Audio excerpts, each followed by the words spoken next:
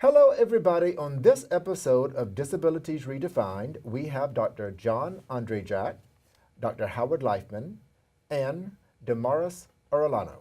Hey, John, how are you? I'm well, thank you. Good. Okay, John, we're going to jump right on into these questions because I have a lot of information to get out of you in a short time. Now, you have Parkinson's disease. Yes. Now, what I found very interesting about the research you sent over for me to read is that you were 47 and then you were diagnosed. Now, was there was there an earlier diagnosis of a misdiagnosis, or was there just no diagnosis until 47? There were several misdiagnoses, I guess, diagnoses? Yes. I kept getting frozen shoulder over and over and over again. And I was carrying my arm funny, and my gait was off. My arm wasn't swinging naturally.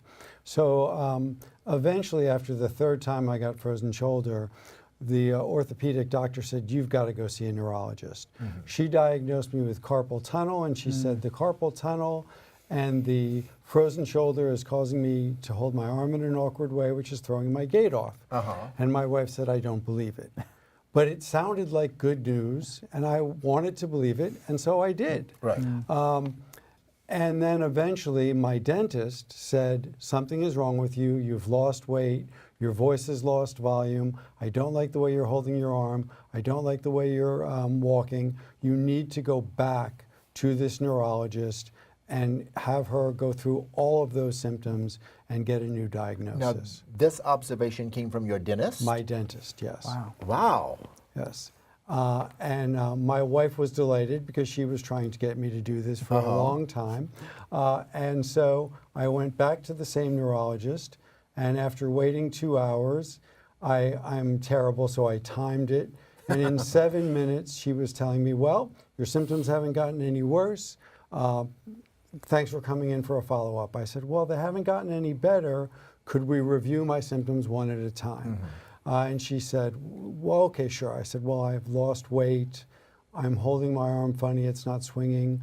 My gait is shuffling when I walk. I have no sense of smell, and I've lost volume in my voice. And she said, oh, well, these are all the classical signs of Parkinson's disease. And my jaw almost dropped, and I said, maybe you should warm up to that. It's a degenerative brain disorder. Maybe don't jump right into that. And she said, well, I'm not qualified to say. You need to see a movement disorder specialist. And I said, all the more reason. Don't just jump right into that, warm up to it. I'm now using humor as a defense mechanism, as I always do. And then eventually I went to a movement disorder specialist and got my diagnosis. Okay. And this is not an uncommon story if you talk to people with Parkinson's. Right. Well, that brings us to our next question.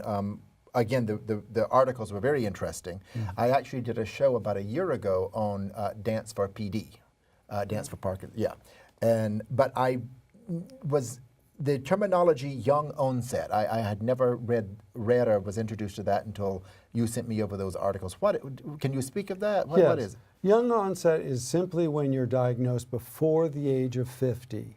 And one of the main differences is the disease tends to progress at a much slower rate.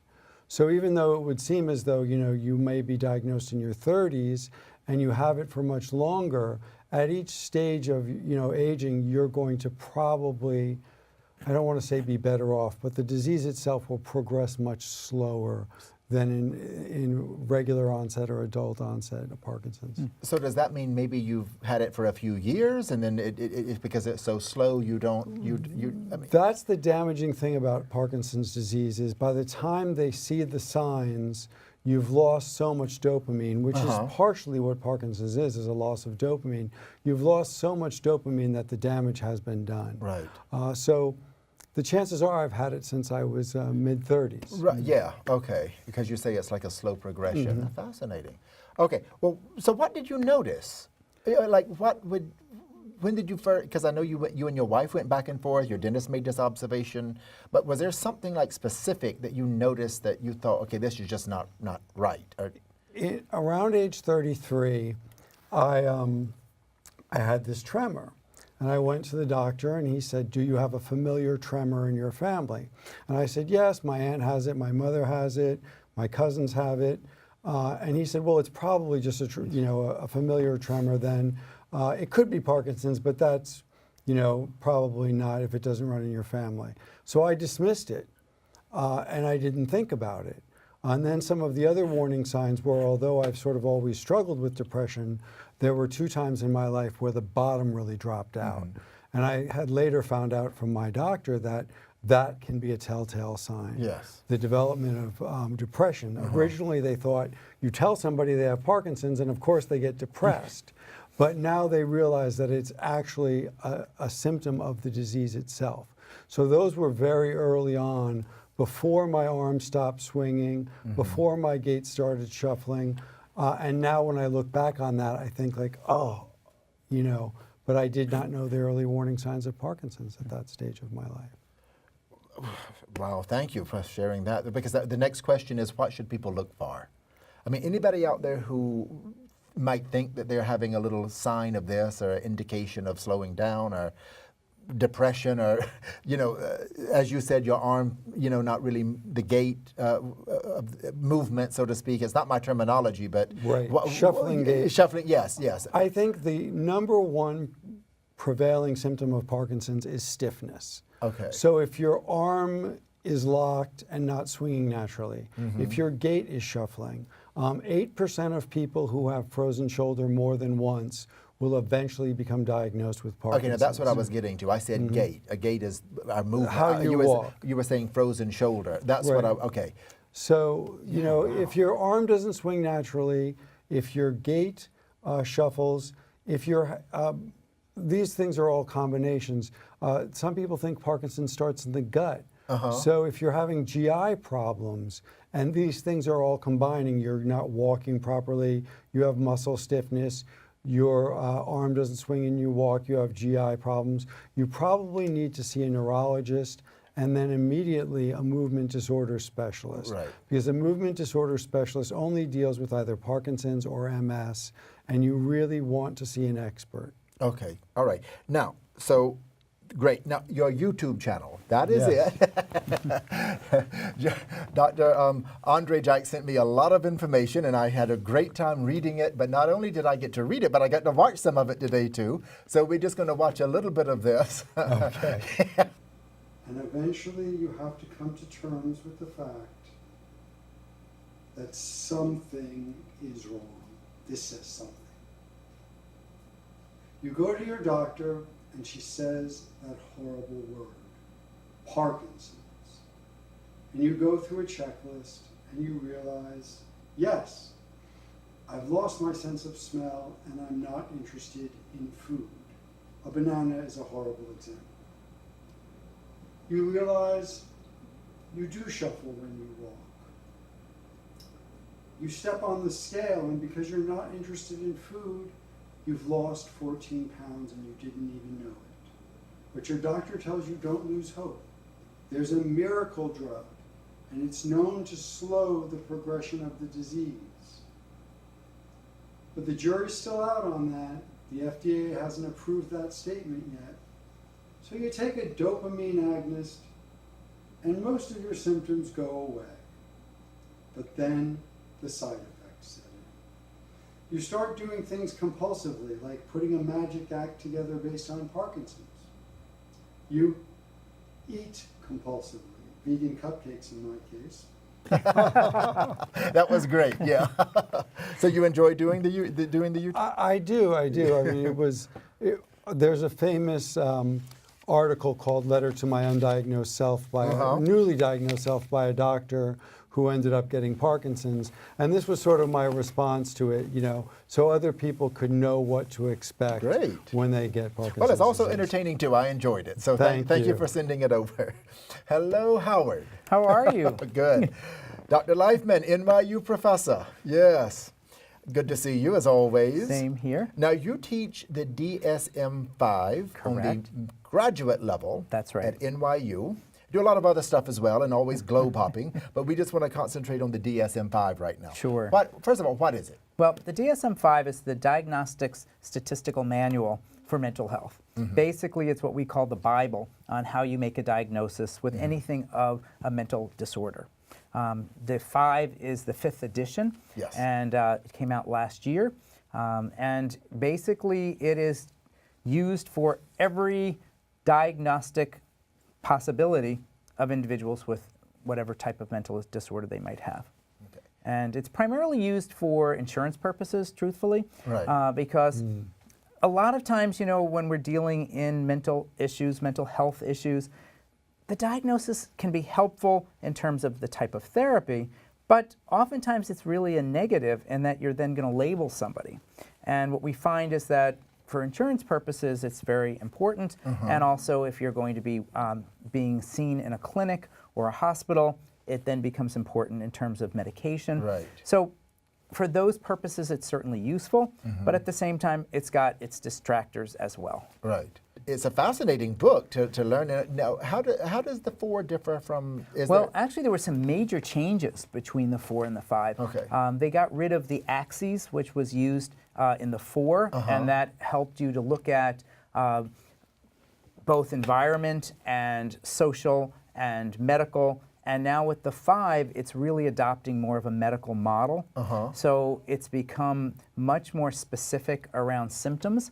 And so you're making your diagnosis based on the different types of symptoms an individual might have. Right. Okay. Now, when you say symptoms, Symptoms, they're going to be either behavioral or physical yeah, okay. or different observable symptoms that would help to identify what the disorder might be. Okay, great. And it's really used for anyone that's in psychiatry or psychology or social work. Yes. So anyone that is going to need to make a diagnosis primarily for a hospital or insurance. Right. Now, you, just to change directions of your very successful and busy career, you also do a lot of work within career guidance, career counseling. True. Which I find fascinating because it deals a lot with identity. Right. But you're everywhere. I mean, I always tell people when we find out you're at they find out you're at NYU, I let them know, well, you were actually in, Shanghai, was it? It was, right. You were Shanghai, you got the job at NYU. Okay, yeah, I was presenting a paper on the differences between psychotherapy and coaching. And it was really interesting because it was an international conference, and in many countries, the idea around coaching is something that's very well received, whereas psychotherapy is somewhat looked down upon because in the culture, psychotherapy is seen as being self-indulgent, whereas coaching is seen as something good for the society as a whole. Yes. So it was an interesting topic to present in China because in China in particular, they're not that big on psychotherapy, but they are very big on coaching. So. Right. How important, quickly before we move on to our only student here, do you think choosing the right major is? Because this is something I really, my population is the disabled population, and getting that right major is crucial for them to experience success on the university level, and of course going into a career after.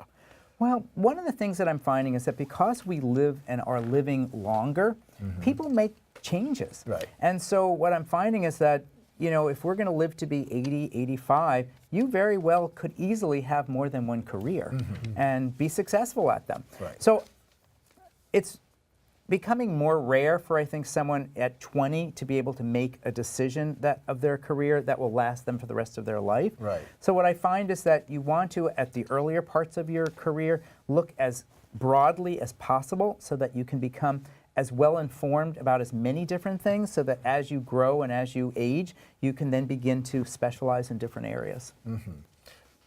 Very good answer. Yes, looking very broad. Sometimes we don't actually follow that at the university level. Yeah. Unfortunately. Hello, Damaris. Good to see you. It seemed like I just saw you yesterday in my office. No, it's been a week. Well, it's a pleasure every time you come in. What is your major? I am a psych major and a studio art minor. That's pretty it. I haven't studied anything else so far. Okay. Well, you're a very good student, I know, but you're also involved on campus. You are part of, SGA, yes. Student Government Association. So we are association in your college. We basically get involved at student level and at faculty level. Yes. Basically, vocate, being vocal for other students that do not want to express their concerns about their education. Yeah, you're like the administration. Yeah, administration for this. Basically. Yes, exactly.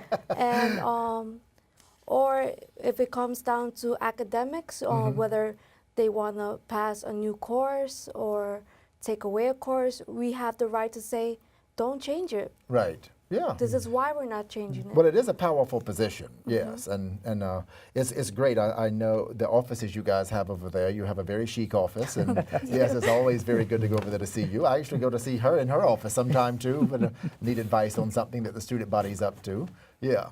So, how important do you think it is to get involved on campus? I think it's very important to be when you enter college, because you're just starting to get to know the way the whole system works. So majority of students that when they come there, they feel like, oh, I'm gonna just go straight to class, finish it, and don't care about it. But when it comes down to looking for a career or internships, they're gonna ask you, what have you done for the last 4 years? Or why should we hire you? Because what kind of work have you done to give us the right to say, yes, we want you there because we know you're going to do great work for us. Right. Yes. Very good point. Now, you are with the Center for Students with Disabilities. Yes. And you're also in my caseload. Now, what is your disability? I am spina bifida, and I am hard of hearing. So spina bifida, I don't know whether I am explaining it because I myself, I'm becoming more aware of my condition.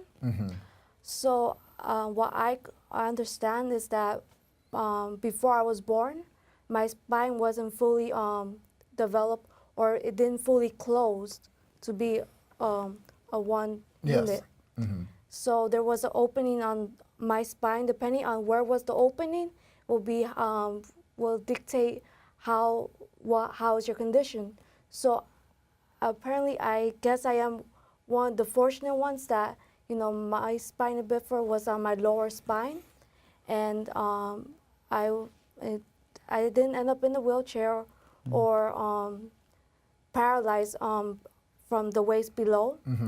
But over time, there is some complications with spina bifida, like you're prone to fractures, dislocation, among other things, and other development issues. Like I had, when I was a child, they had to operate on my eyes because one of the eyes kept moving around and wouldn't stay focused in one part. So one eye I can't really see on my right side. Right. Which is the same side that I can't hear. So yeah. Right. Okay. Well, listen, you're very outspoken. We rely on you a lot at York College. You actually were in a very successful photo exhibition called See Us, and you actually, now we actually have posters of you. With, what is it, my disability is not my inability, the slogan? Yeah. Yes. So you're also an advocate. Oh yes. Yes, yes. Can you speak a little bit about that? So I love being an advocate. Yes. There are so many students with disabilities, whether it's visible or not, that choose not to speak up because they're afraid someone will say, oh, you're just being a crybaby. Or they're going to look at you and feel sad for you, like, oh, you can't do this because you're in this condition. So people with disabilities are any other person. Yes, we need just a little extra help, whether it's whether they, I, myself, or someone else need help, depending what it is. Being an advocate, you know, is basically voicing any ideas or concerns or something that might help the other person. Like the other day, someone told me that, oh, our school's app, it basically doesn't say if a class is canceled. Yes. So if a student like me, I had to take a assessor ride or any other type of transportation because the MTA is not really reliable, and we come to class and the class is canceled, what do? Right, We had to go back home or wait for our assessor ride. that they won't. You can't call them up and say like, "Oh, can you pick me up?" And they're like, "No, you have to wait for your Right. your time." Yes. So they point to us that how come teachers cannot connect to the app and send a link or some announcement saying class is canceled. That way, it's easy to access. Everyone has a phone. Well, not everyone. And not everyone uses Blackboard. Not everyone uses the school's email. And sometimes the professors don't use the school email. Right. We did get a lot of calls about the school being open. Every CUNY campus did. Right. So yes, so something like that would have been a big help. So so there you go. What do you want people to take away from seeing you in this interview, knowing that you are very close to graduating, have plans for graduate school, have been a leader at York College? You just explained something that I didn't think about with the app. And here I am answering the phone, not knowing what to tell anybody, and I'm thinking to myself, wow, if the teachers had access to the app themselves, they could make that announcement, very easily. So what do you want people to take away from this interview seeing you here? Well, to the app, one of the students pointed out, because I'm always on the app checking if someone needs help or need information. What I want them to take from it is basically be your own advocate. If you know there's some issues that you yourself or somebody else have problems with, express. It doesn't take less than a minute to say it, and that you have a long way to grow, and don't be afraid to grow, because it will help you in the long run. Great. Do you consider yourself to be a role model? Funny thing, no, to begin with, because I'm just being myself. I had to do what I had to do each day, and many people come up to me like, "You're amazing, you're my role model," this and that. I'm like, but I'm just doing what I normally do. But from their sense, yes, I'm a role model, because I'm showing them that doesn't matter on my condition, that I'm still able to get things done, and that I will not let it affect me. Okay, great. Well, listen, I want to end the show with a group question or discussion. What do we think about social media? Wow, Okay. that's such a loaded question. Thank God it's narrow. Well, I understand that there could be some negatives, and we can talk about that, but I am referring to people, let's say, who are working out in the gym, who perhaps may be amputees or something of that nature, and really are becoming role models within themselves based on a few pics in social media. And how do we think that's affecting the generation coming up? Anybody want to take a stab at it? I mean, I think it's even broader than that, because when you look at like the LGBTQ community, social media has allowed people that are in rural areas to be able to see other people that are like them. Where social media is really positive is that it allows other people to see, wow, there are people like me out there, and they're doing great things. And conversely, it destroys stereotypes. Right. Yes. A lot of my friends didn't want to call or come to see me because they had this stereotype of an elderly person with late-stage Parkinson's, with cognitive disorder, and they didn't see people like me with Parkinson's. Just as you were saying, the stereotype of somebody with spina bifida in a wheelchair. So people get to see the broad range of people with disabilities. And I think that's so important, because even doctors stereotype. As a result of the stereotype of people with Parkinson's, a lot of movement disorder specialists would rather work with MS patients because they have such exposure to late-stage Parkinson's patients, and they don't see people like myself. I think it's a great idea that we have more access to social media. 20 years ago, as a child, I did not see anyone wheelchair or any other medical assistants. So, the only role model I had as a kid was a Barbie doll, because I project myself to that doll, saying like, oh, if I had 2 pair of working legs, I can do this and that. But if I saw someone that had a similar disability as I did, you know, I think there will be such a greater diverse of a great people more out there, you know, telling the kid, you know, there's nothing to be ashamed of, that you're perfect the way you are, that no one's stopping you to be a ballerina, a scientist, or wherever you want to be. I think that's a great way to end the show. Thank you guys for coming. It's been a great show. And you out there, hey, see you in a few weeks. Talk to you soon.